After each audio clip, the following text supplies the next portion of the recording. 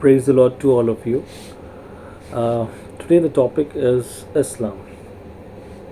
Now this topic is very near and dear to my heart because I have been engaging with Muslims uh, for near about 10 years and so.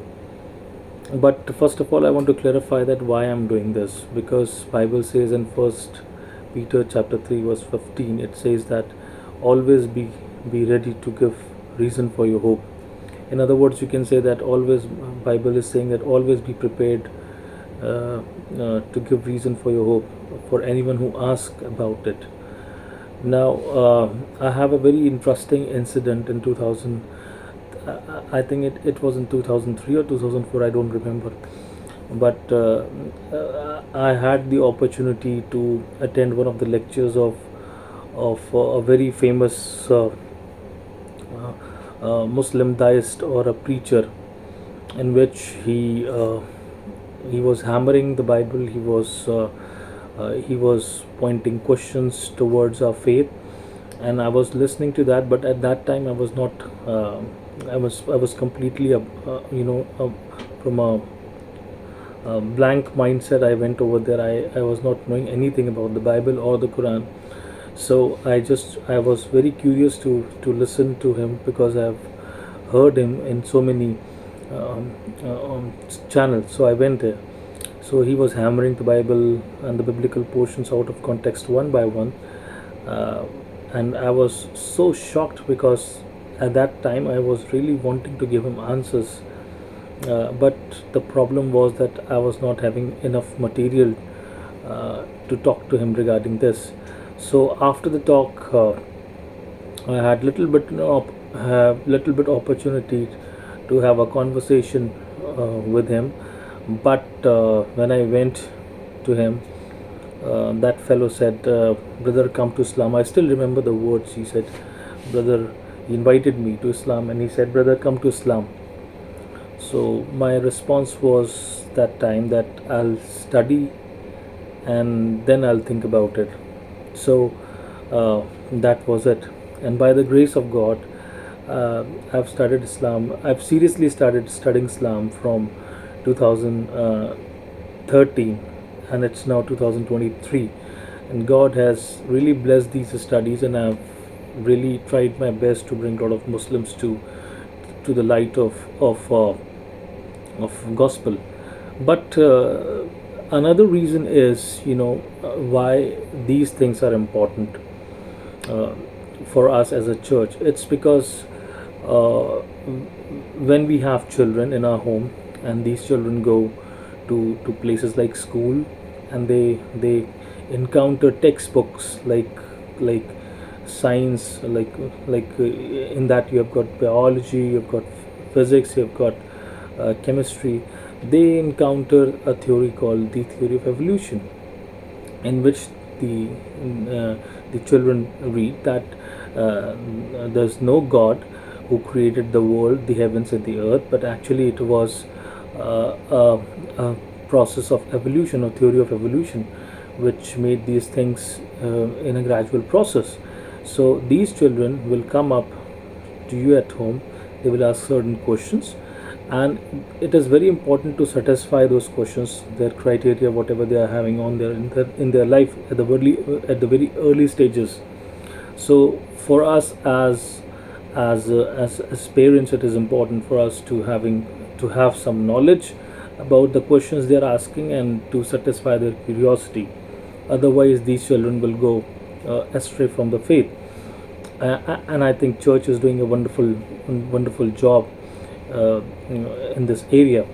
Another area is when our children are big enough, and now they are in an age to attend to college campuses, and they get chance to meet various people from various religions and sections of society.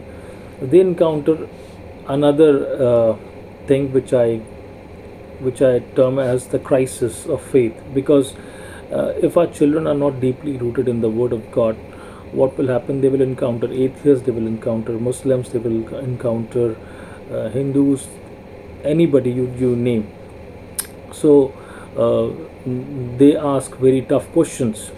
So it is important for us to know uh, what is coming on. So we need to prepare ourselves for that. So in this talk, basically, what I'm trying to do is to look Islam from the different perspective, and I'm sure after this talk, you will be able to say one thing, that you might have never heard these kind of things before, because this is very new material which I have learned from my teachers who taught me Islam, about Islamic from Christian apologetics from the point of view of Islam. And they've taught me this over the years. So I am bringing this all new material in 3-part series. Now, first, starting from basically the three main pillars of Islam is the Mecca, which from where all the things started, and second is the man named Muhammad, the so-called Prophet Muhammad, who supposedly wrote this book called Quran, and the third one is the book itself, which is known as the Quran itself. So these are the three main pillars of Islam, which we need to study very carefully. So if you master these three areas, I think you can answer any question which is asked by these people to us. Now, first of all, today, what I'm planning is that I will be introducing this series in 3 parts. So first part will be on the place called Mecca. Second part will be on so-called the Prophet Muhammad, and the third part will be on the book Quran itself. So we'll look these three aspects or the pillars of Islam very carefully. So today in this session, I'm going to start with the place called Mecca, because it is very important, because this is actually the place where the standard historical narrative of Islam, and all the Muslims believe that Mecca was the place in which Muhammad was born, and this is the place this is the place Islam started. So it is very important to look at that city from the historical perspective, and see whether that city really fulfills that criteria, or whether it is able to verify that claim. Okay, so first thing is that let's talk about a little bit about the early Islamic history, or the standard narrative of Islam, for those who are relatively new. Muhammad was born in 570 AD in the place called Mecca, and he was from the tribe of Quraysh. Now, I'm telling you all this from the standard narrative of Islam. So later I'm going to counter it, I'm going to question it. So first I'm telling you what they actually believe. So he was born in 570 AD and died in 632. So and he received the revelation. He started getting revelations from Allah from the year 610, and the revelation started coming till he died in 632. 632 was the time when he died actually. So in this period of 22 years, the whole Quran was written down. So when Muhammad died, his 4 rightly guided caliphs came, and in Hindi we say Khalifa, and the rule is called Caliphate, Khalifagiri. We also sometimes use this word in a mockery. So 4 rightly guided caliphs came into power, started from the Abu Bakr, which came into power after the death of Muhammad in 632, and he ruled for 2 years, from 632 AD and goes to 634 AD. And after him, another caliph came. His name was Umar, and his reign started from the year 634, and it goes to all the way 644 AD for 10 years. And after him, a very famous caliph comes into power. His name was Uthman. and in his reign, the present day supposed, or the so-called present day Quran came into being, because he was the one responsible for compiling the manuscripts of Quran. So he ruled for 6 years, and uh, so he ruled for 6 years, from 644 to 651, sorry, 656. And after him, another caliph came, and his name was Ali. So he ruled from 656 and goes all the way to 661, when he fought a battle named as the Battle of Safan, and he died in that battle. So these four rightly guided caliphs, they are also known as rightly guided caliphs. Their rule is known as the Rashidun period, the golden age of Islam. And if you see the so-called narrative of Islam, they believe that this was the golden age of Islam, and these people, in that period, Islam was spreading a lot, and a lot of reforms were happening according to the standard narrative of Islam. A lot of things happening. So this is what Islam is. The beginning of Islam is in a nutshell. Now, it all started from Mecca. So today we are going to see first the Mecca. Now, when because if we question the because this books gives us this the base of all these things, and that is Mecca, and we'll see that why it is that. So after Ali, when he died at the Battle of Safan 661, a ruler named Muawiyah came into power, and actually he was a Arab Christian. So he came into power and he started ruling it. So basically what happens is that his starting his reign was known as the reign of Umayyads, and this goes all the way from 661 to 749, or you can say 750. This is the period which is known as the Umayyad period, which started after Ali died at the Battle of Safan, and so called the age of rightly guided caliphs ended with the death of Ali.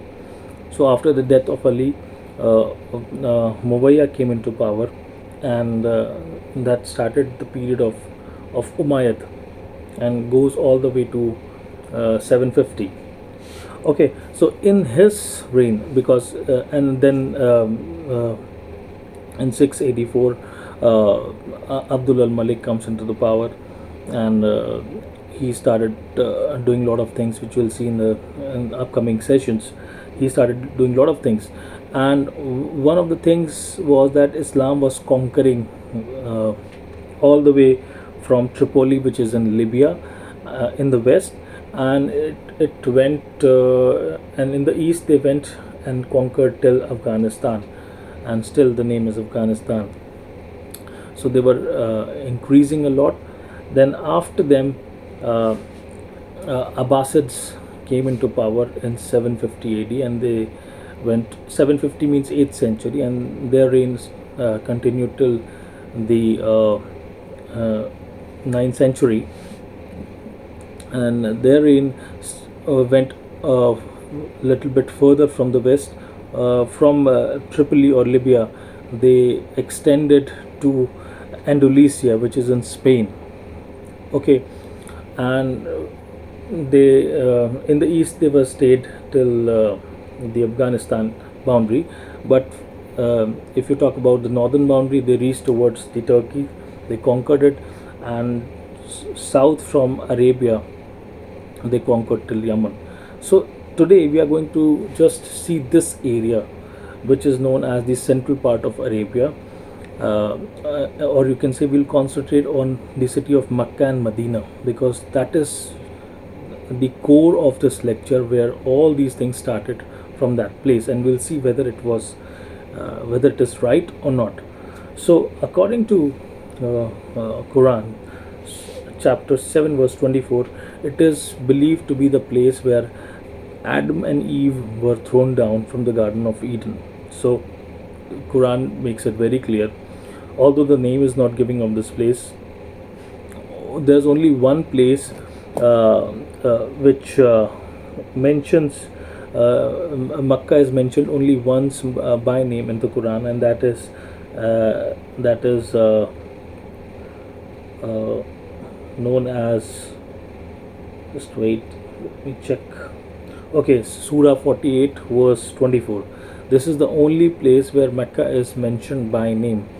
And in other verses you will see, like for example in the translation, when you will see that many a times the meaning is implied. It would always talk about like the mother of all settlements, so the reader assumes that it is Mecca. Sometimes it will say that it is a place where Adam and Eve, as I have just quoted down, it is a place where Adam and Eve came down, and they were thrown out of the Garden of Eve, and they came down to the place called Mecca. So the meaning is implied, but the word is not there. The word Mecca is only mentioned one, and that is in Surah 48 verse 24. And it is also referred to by other names in the Quran, but not by actual name Makkah, and that is the mother of all settlements, which you will find in Surah 6 verse 92, and also Surah 48 verse 7. And this is the place which is according to the standard Islamic history was the place where Muhammad was born. And Makkah is also known to be the center for the Qibla. So if you will see today, if you have got the opportunity to visit any mosque, you will see there's a special wall, and in there it has a Qibla. Qibla means a direction that will point towards where the Mecca is from that mosque. So everybody who is going into that mosque will pray in that direction. So Qibla is giving actually it is giving a direction for the Muslims to pray in the direction of Mecca. So Mecca is also known as the Masjid al-Haram, in which direction every Muslim needs to pray. Okay, so this is something which is implied in the Quran. So another thing is that, as I have said, that in 661, after 661, Muawiyah came into power, and he was from a Sufyani family basically. And after 680, a Marwan's actually a family line came into power, and one of the leader was of that dynasty was Abdul al-Malik. So you might have seen the Dome of the Rock. You have seen you might have seen in the pictures or in the movies that there is a place called the Dome of the Rock, in which Muslims believe that Muhammad was ascended to the seventh heaven on a horse called Burak. So Muhammad, according to the Islamic narrations and traditions, that Muhammad went to the seventh heaven and met Allah, and Allah ordered him that you need to pray 50 times a day. So he went back to third heaven, and then he met Moses. Then Moses told him that please talk to Allah, and just the number of prayers, just make it less. So this goes on and on. So finally it was decided that 5 prayers are required for Muslim. As a Muslim, he needs to do 5 prayers a day. So this is where the 5 prayers in everyday Muslim you can see in their lives. Okay, so this is the place where Dome of the Rock stands. This is the place of that journey. Okay, so now let's start with the actual content of this talk. If you will read Quran, you will see a lot of things about Mecca presented. For example, it will talk about the so-called valley, like whenever they will whenever it is going to present Mecca, it will talk about valleys. Uh, in fact, Ibn Hisham, one of the earliest authors and the writers in Islam, talks about that Makkah was surrounded by the valleys, and it also has a parallel valley. So, and it also Al Bukhari talks about in his volume that Mecca has a stream. It also talks about in Surah 37 verses 133 to 138 that there is a pillar of salt in Mecca. Now, uh, these references which Quran actually gives uh, actually are wrong geographical locations, because pillar of salt, we know that which pillar of salt the Quran is mentioning over here might be Lot's wife, but it is way up north, not in Mecca, not any shape and form. Uh, Al Bukhari also says in his volume number 9, verses 337, it says it has fields. So Mecca never had fields, it never had streams. All this comes up with this book, because this book gives the description of Mecca, like surrounded by valleys, streams, and palm leaves, and so on. And it also says that it has grass, it has fruit, it has olive trees, and so on. Today it might be having on because they have got the technology, but here, but in the 7th century it had none, and this is verified historically, archaeologically also. So the Mecca is absolutely a desert. It does not fit the description which this book talks about. Now, make this very clear, and I want to make it very clear that what I'm telling you right now is that all these descriptions which Quran gives of the Mecca, of the historical Mecca based on this book, you will not find it archaeologically verifiable. Okay, so make this very clear. Another point, that Quran mentions about 65 geographical locations. 65 geographical locations are mentioned by Quran, and only 9 are mentioned by names. Now I have picked up 3 very important one, which are basically identified by the Quran. First is the Ad, the location of Ad. Now, Ad, we know from the biblical perspective, it was in Hebrew it was written as the land of Uz, okay, but in the Arabic it was translated as Ad. So Ad is mentioned by name, and 23 times it is mentioned. Another location is called Tamud. Tamud is called the place of Nabateans. It is also further 600 miles away from Mecca. Okay. Another place is called the Midian. Now remember, the father-in-law of Moses was a Midianite. These are the places which are not in Mecca, but in fact 600 miles away from Mecca. Now, whenever Quran talks about these places, it talks about like this prophet, the so-called prophet. By the way, Muhammad is mentioned only 4 times by name actually in the Quran. So this prophet, whoever it is, Quran assumes that this prophet is having a daily conversation with the people of Ad, Tamud, and Midianites, or the people of Midian. So how is it possible that you can go 600 miles up in a day and then you can come back? Maybe it is possible today by the help of aeroplanes or helicopters, but not in that in that day. So what point I'm trying to make is that the geographical location which Quran mentions today, it's not, and today we can verify geographically that those locations were not in Mecca but further up. Now we know by the description of Genesis about the 4 rivers, Pishon, Gihon, and Arafat, and another one was there. Arafat still is today, even though it is decaying at a very fast rate, but it is there. It is further up in the Mesopotamia, not in Mecca. So we know that the original location of the Garden of Eden might be somewhere up over there in that side.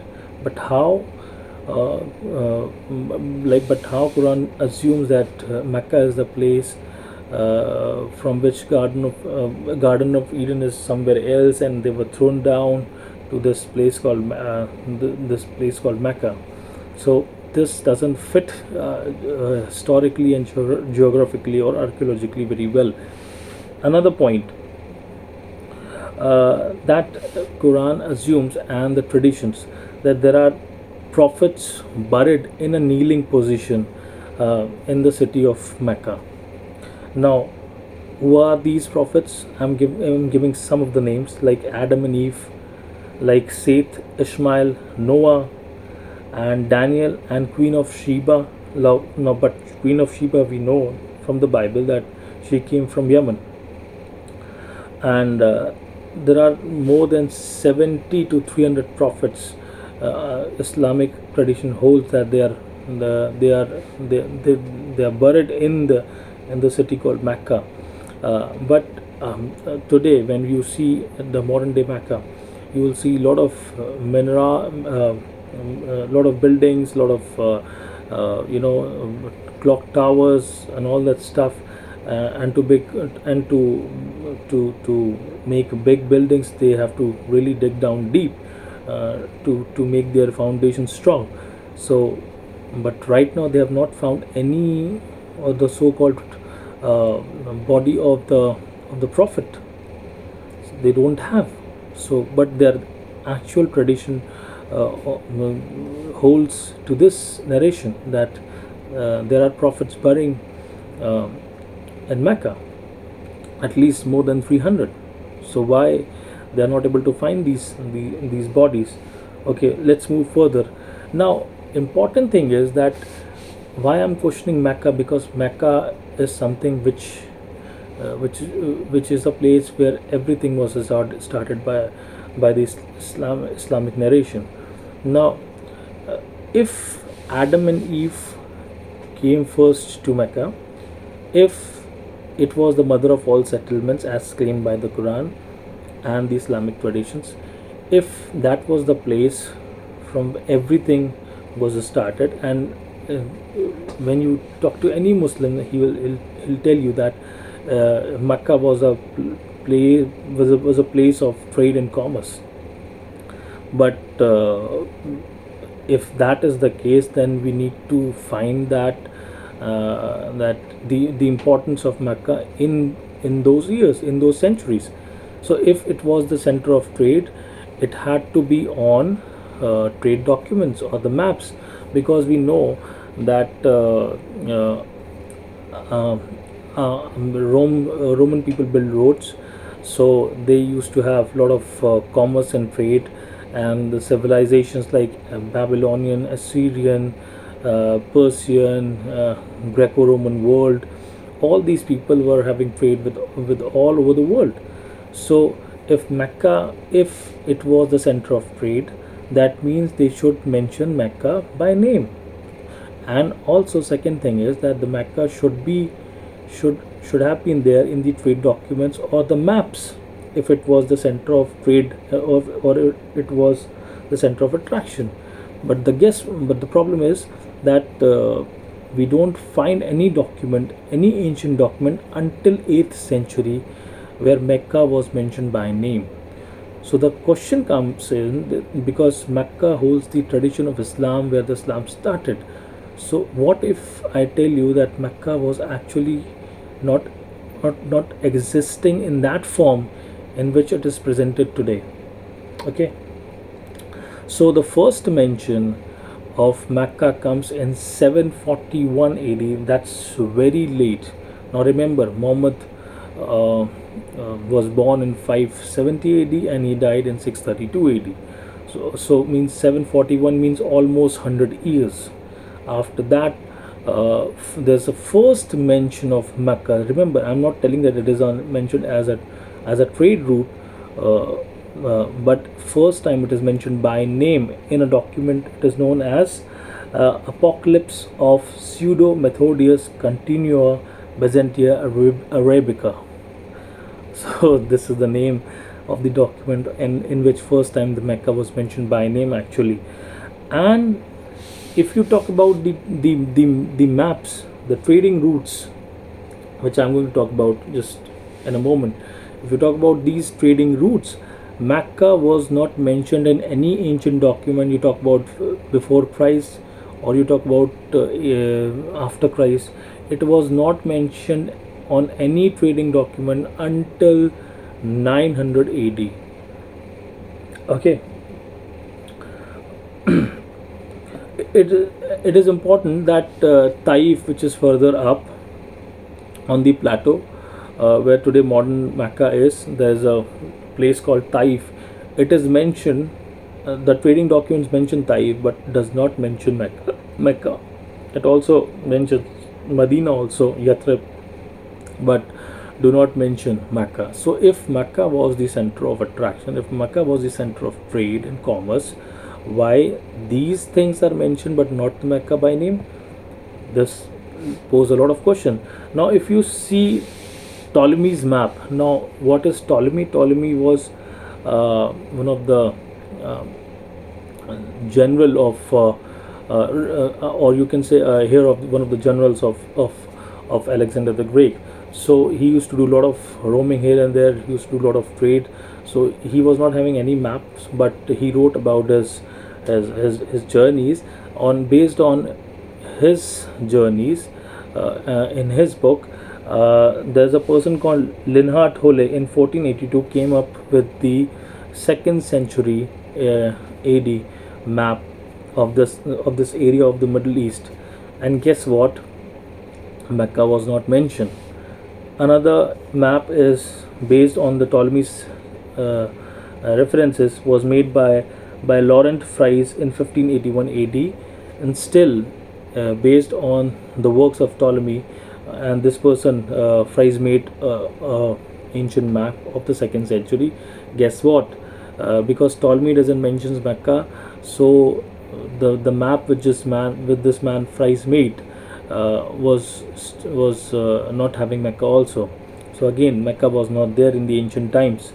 So another map done by another person based on Ptolemy's works. His name was Sebastian Monster, and he made Munster, and he made in this map in 1571. Again, he also doesn't mention Mecca based on the works of Ptolemy. So where is Mecca actually, if it is not mentioned in the ancient times? Where it is mentioned, this is a big question which we need to face. And another point is that if Mecca was not there, so what was there? Because the whole tradition of Islamic history is based on Mecca, and also Muhammad, and also the book called Quran. So in this session we are just dealing with the place called Mecca. Okay, so if Mecca was not there, what was there? And how we can be sure uh, whether Mecca was there or not? Is there any evidences? We get the hints of that. So if you read Surah chapter 2 verses 143 to 145, you read about Qibla. As I told you that in every mosque today you go, there is a wall in which you will see a sign, mihrab, which will direct you in a direction to pray towards Mecca. So every mosque has it. So before 622, uh, Muhammad was expecting from there were certain tribes living in Medina. Muhammad was expecting these tribes, these Jewish tribes, to accept him as prophet, but these Jewish tribes did not accept him as their prophet. So the direction, so the verses came in the Quran from Allah to change the direction of prayer. So the direction of prayer was changed from Jerusalem, and it was pointed towards the place called Kaaba, or it is also mentioned as the Masjid al-Haram. So before 622, people were praying in the direction of Jerusalem, but after Muhammad received revelation, the direction of Qibla was changed from Jerusalem to uh, Mecca, Masjid al-Haram.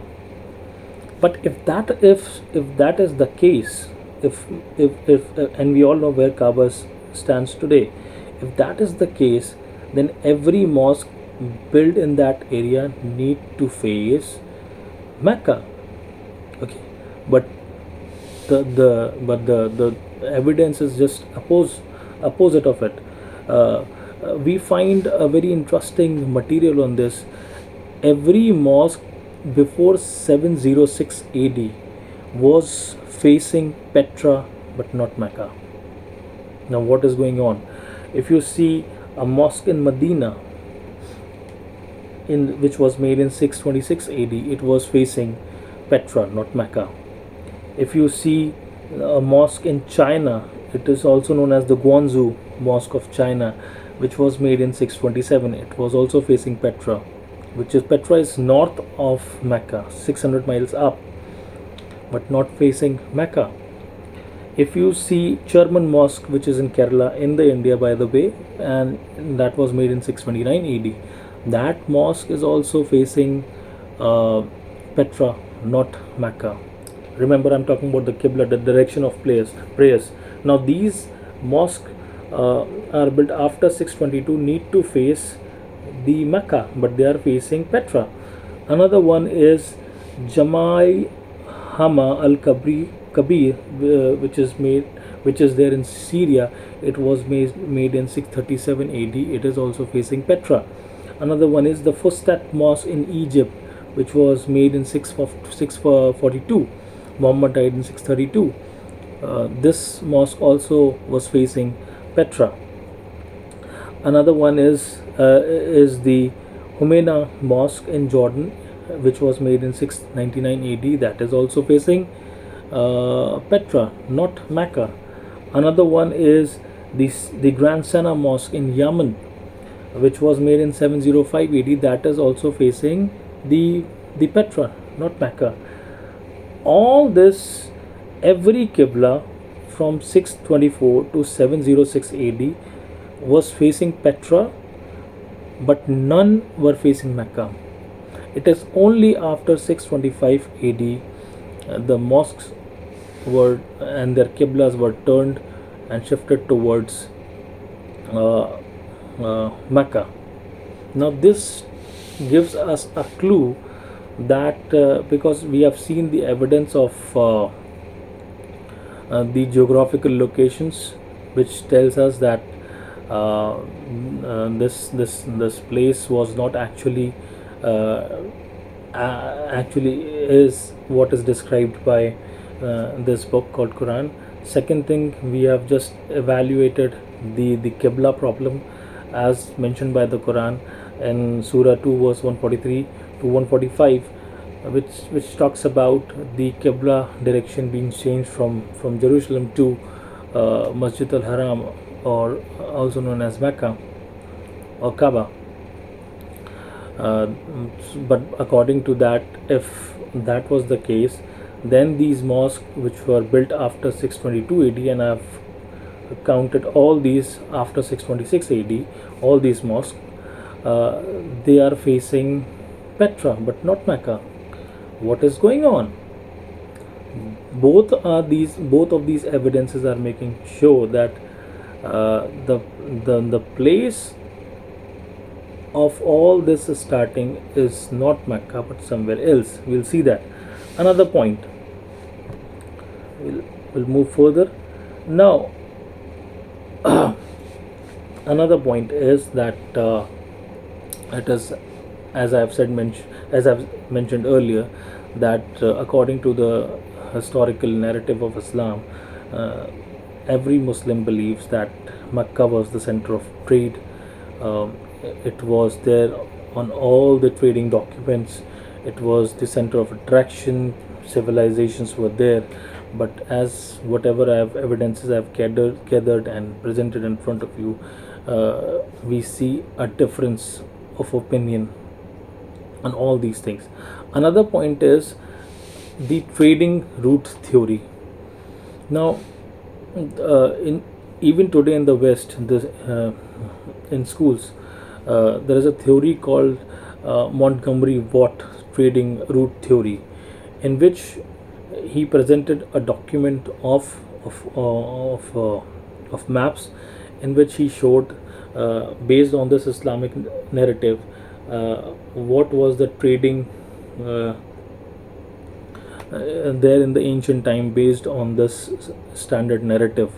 Not based on standard narrative, but actually he also believed that the trade started all the way from Arabian Sea. Then they when they reached to the place called Aden in the southern part of Arabia, they unload their ships, whatever they have, the goods, and then by land they will travel all the way up to Yathrib and all the way to Gaza. And but the problem is that there's something fishy about this theory too. Now, for example, we have to understand the 5th, 6th, and 7th century geography or topography of that time.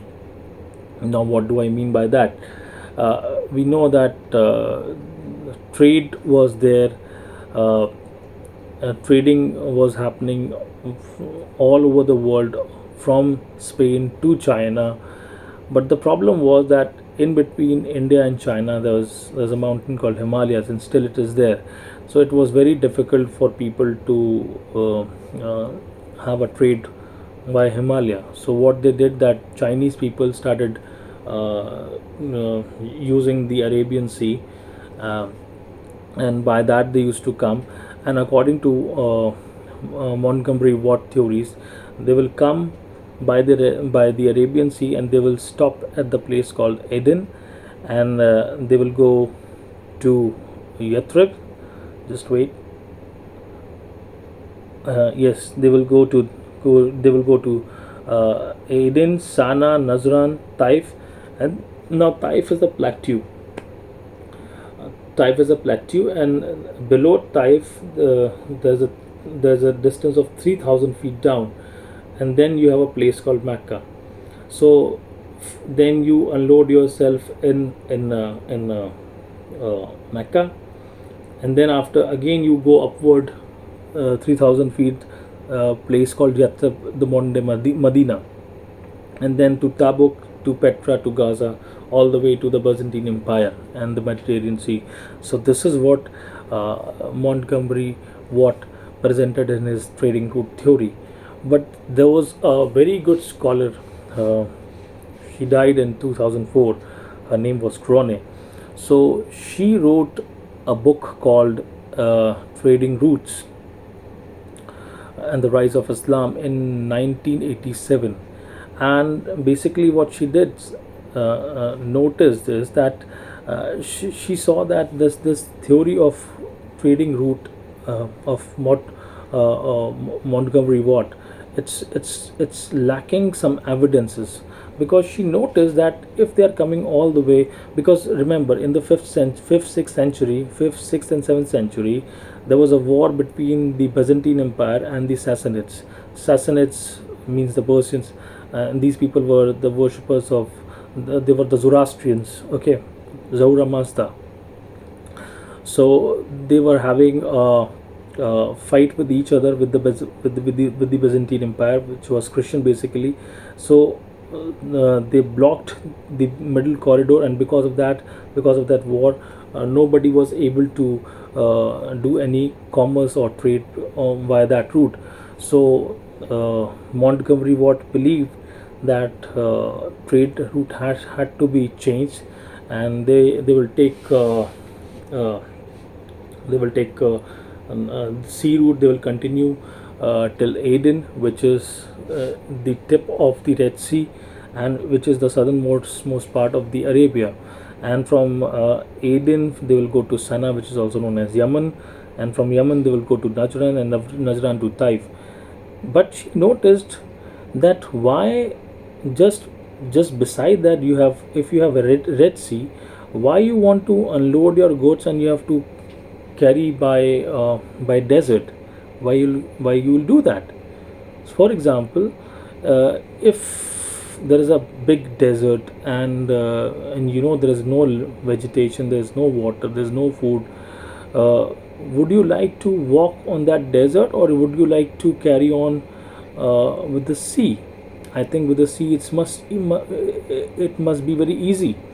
And she noticed that 50 miles on road on camels is more expensive than 1250 miles all the way through the sea.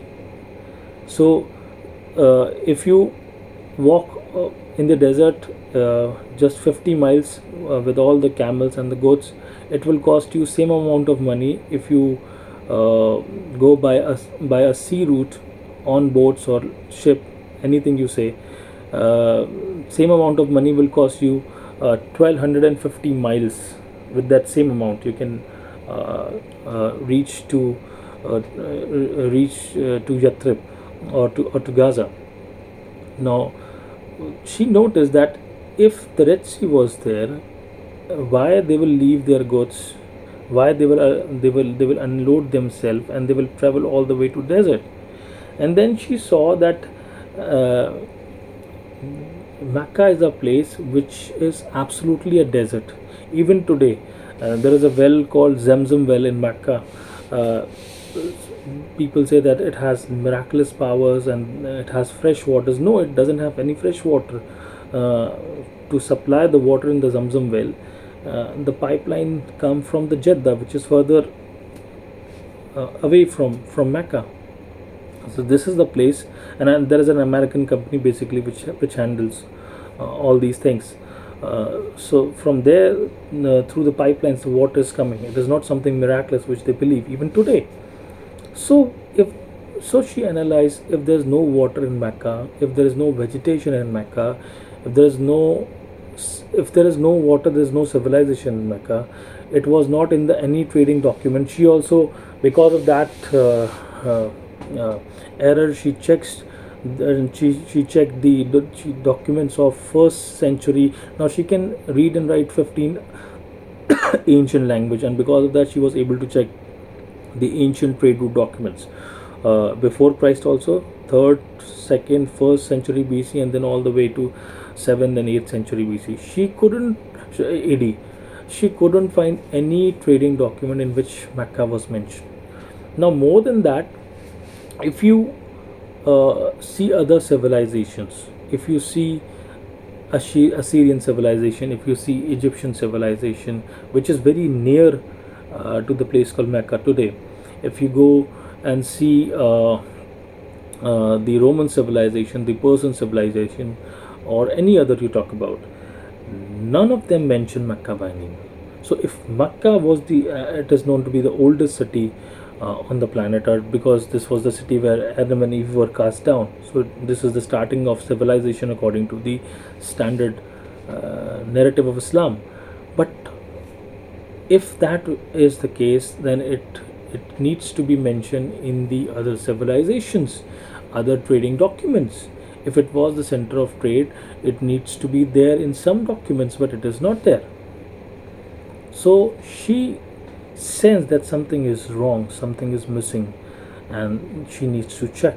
So she further investigated, and she noticed that first you unload, according to the Montgomery Watt theory, that first you have to unload yourself at Aden, then you go to Sana by land, by camels, then you have to go to Taif, and then now Taif is a plateau, and if you just go down 3000 feet below, you will find this barren place called Mecca. It has no water, no food. So she asked this question, that why people want to come to Mecca, why it is the center of trade, because even though it doesn't have any water, it has nothing to produce apart from leather. She also checked the ancient documents about what possible things Arabia or Mecca can produce at that time. So she found that only thing which Mecca could produce for trade was just the leather, nothing else, the animal skin. So this is not a sufficient reason on which you can build a civilization on a place where there is no water, no greenery, no food, no shelter, nothing is there. So she asked a question that there's something is wrong, and why you want to come from the land route when the sea is just lying beside, that is called the Red Sea. And even though there are no ports in that area, so she was quite shocked. Okay, now another point is she left this uh, on this point, and she didn't investigate it further, but she sensed that something is not wrong, and she wrote in her book that Mecca cannot be the center for civilization. It cannot hold anything apart from dust. Now, in the recent researches, it has been found that just west of just west of Red Sea, you have got the African coastline, in which you have fresh water sources, in which you have got little ports also. And now some ports are just a day journey ahead. And then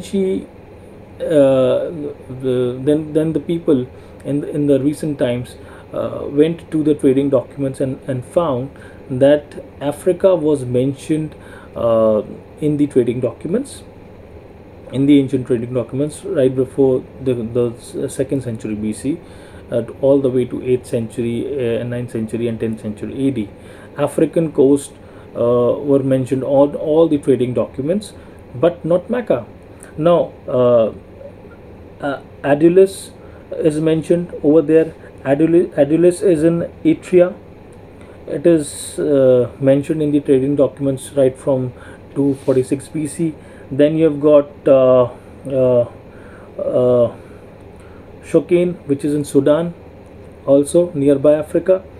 Then you have got Bernius, which is in Egypt. There's another port in that same Red Sea line, that is known as Safega, which is also in Egypt. And now all these places are on the western side of the Red Sea, but not on the eastern side of the West Sea. Eastern side of the West Sea, you have got Mecca and all these desert places. All the fresh water sources are there in this portion called Adulis and Shokin and Bernius. So this was a place that, and it also had civilizations. It also has fresh water. It had animals. It had things to trade for. This is a perfect, you can say, a trade route theory in which people can actually come all the way from India, and via Red Sea they will stop over there. They could have traded for so many days, and they would have continued over all the way to Gaza and then to Byzantine. So this would have been, and this actually was a real trade route actually, but not what the Quran presents is actually. So today we have seen few things that Mecca, as Quran describes, is not. I'm talking about the geographical locations. Mecca is not actually geographically supported by Quran, because the place which is mentioned by Quran, or the geographical details mentioned by the Quran, does not fit the criteria of the Mecca of the 7th century Mecca. But if you see that Petra, if you see that Qiblas, all the Qiblas were facing Petra, all the early Qiblas were facing Petra. So it means that place which Quran actually talks about is not the Mecca, but the Petra. And Petra has geography also. It has palm leaves. It have olive trees. It has greenery. It has valleys. It has streams. So it might be that, as I said, mentioned that Quran mentioned Makkah only once by name. So whatever this book mentions as the mother of all settlements, or the place where Adam and Eve were cast down according to the traditions. So it might be referring to Petra, not Mecca. And one incident we saw is that uh, uh, for example, we saw that Qiblas, all the Qiblas, right from 626 to all the way to 704 AD, just 70 years after, were facing Petra, not Mecca, but it should have been facing the Mecca. So this is also not supported. Geography is also not supported. Uh, the Qiblas are not supported by Mecca. And the third point we have discussed today is the problem of the trading route. Trading theory is not supported by Mecca at all, to be honest. So it is well accepted by the scholars of the modern day times that Montgomery Swat trading theory is not a fact. Actually, it's a fiction, and Corone's trading route theory is actually much more suitable one, which talks about Mecca as a barren land. It cannot support a trade, or a commerce, because now remember, it's very easy, because if there is no water, there cannot be a civilization. History teaches us that where there is a water, there is civilization, but where there is no water, there is no civilization. Why anybody would like to have a civilization or a center of trade and a commerce, uh, a place where there's nothing to offer rather than just a leather? Why historians will call it as a mother of settlements? So something is fishy. So today we have checked the area of Mecca, which we are confronting this book called Quran, in which we have seen that something is fishy, and it is not, the present day Mecca is not fitting the criteria as mentioned by the 7th century Mecca presented by Quran. Okay, so uh, in the upcoming sessions we are going to see the man called Muhammad, whether he existed or not. Yes, we have to see that, and then we'll come to the thing called the book called Quran. Now you have to understand, uh, after the age of enlightenment, when there was a stream of logic and reasoning was going on, a lot of people started questioning faith and the biblical principles, and a lot of new theories came, lot of scholars started coming. I mean, in all the way from 18th to 19th centuries, I think seminaries were filled with these so-called critics who were criticizing Bible in seminaries, and they started doing textual criticism. They started they started the questions like who wrote the first five book of Moses. And then came the various theories, JEPD hypothesis, in which they believed that Moses was not the writer of first five books of Moses, but there were certain other people who who wrote this actually based on the names of Yahweh mentioned in different ways. So this was there. Then came the so many criticism regarding the book of Daniel, that Daniel was not written by Daniel himself, and so on. So that is known as the textual criticism. So the point I'm trying to make, that, and then theory of evolution actually. So because of that really damaged Bible so much, I would say so much. And because of that, churches were getting empty. People were leaving their faith. At that time there was, I would say, very less knowledge, but by the grace of God, Bible has survived uh, every piece of criticism. You talk about archaeology, you talk about science, you talk about history, you talk about any other area, Bible has given clear answers.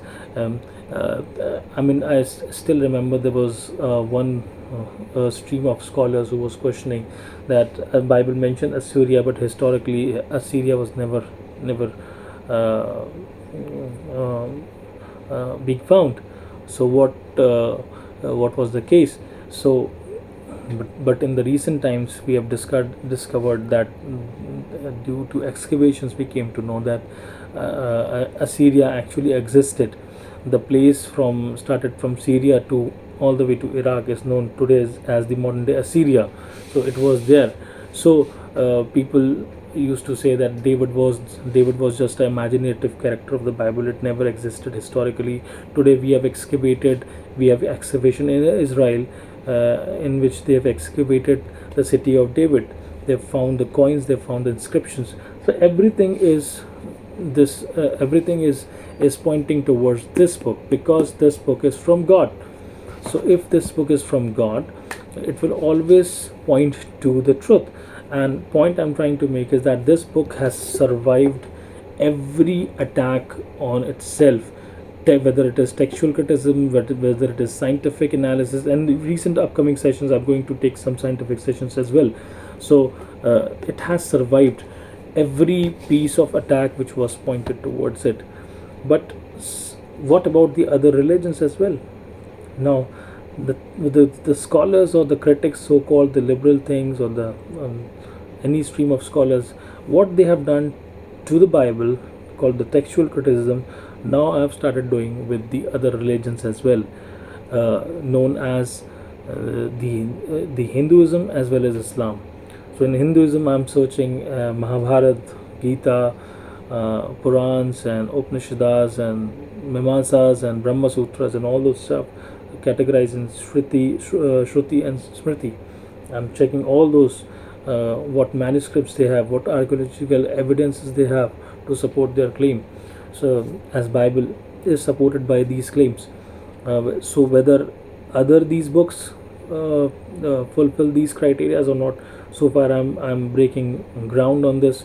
I think a lot of people are asking questions about this, and they're really excited about this.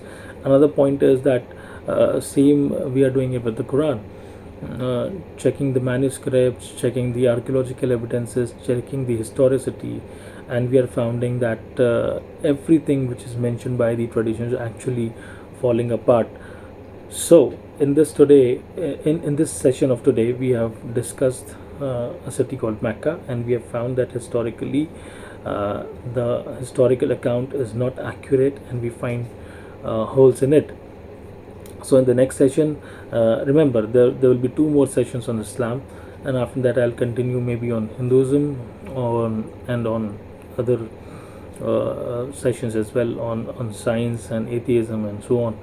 So the point is that please make sure you watch all these sessions and these talks to benefit yourself and your family. Thank you so much. God bless you.